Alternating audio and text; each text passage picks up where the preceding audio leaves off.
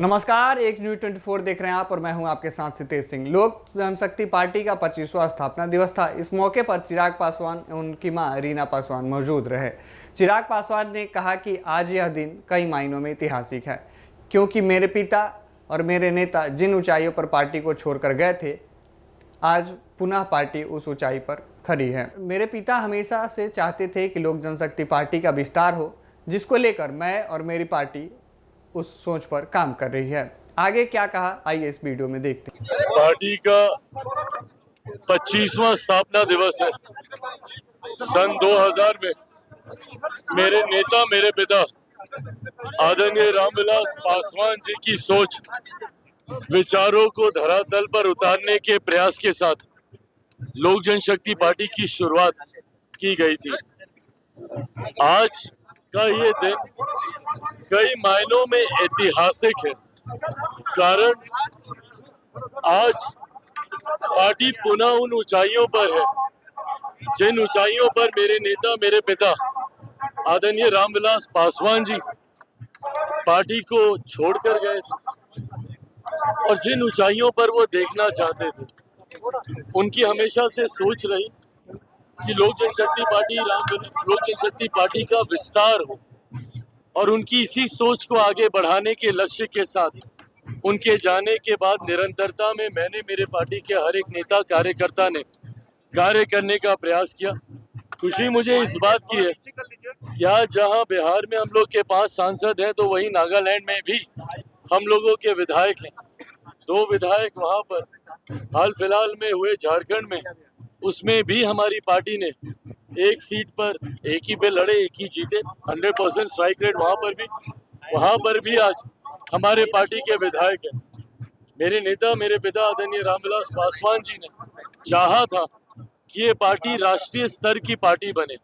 जिस तरीके से आज 3 राज्यों में हम लोगों का न सिर्फ जनाधार है बल्कि रिप्रेजेंटेशन है, हमारे प्रतिनिधि करने वाले लोग, हमारे विधायक वहाँ की विधानसभा में, ऐसे में मैं मानता हूँ कि जल्द लोक जनशक्ति पार्टी रामविलास हमारे नेता के उस सपने को पूरा करेगी और जल्द एक राष्ट्रीय पार्टी के स्तर पर पार्टी अपने आप को स्थापित करने का कार्य करेगी।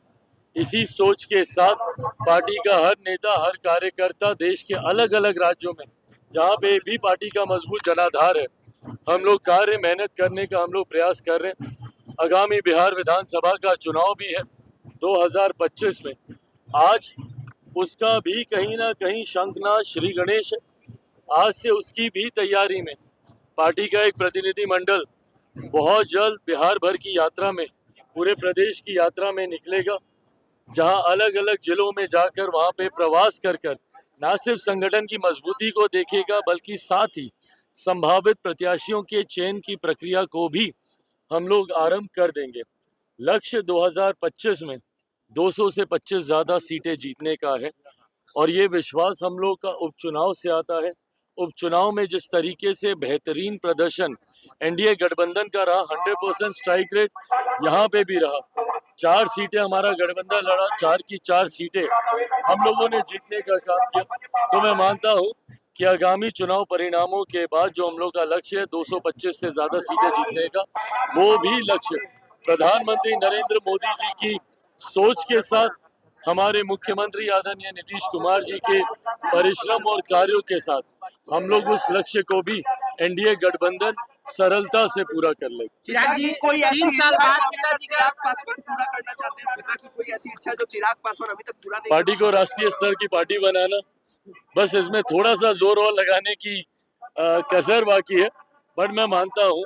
और साथ ही में उनके विचारों का प्रदेश बनाना, बिहार फर्स्ट, बिहारी फर्स्ट, अंतिम दिनों में उन्होंने ही इसको एक अंतिम रूपरेखा दी थी।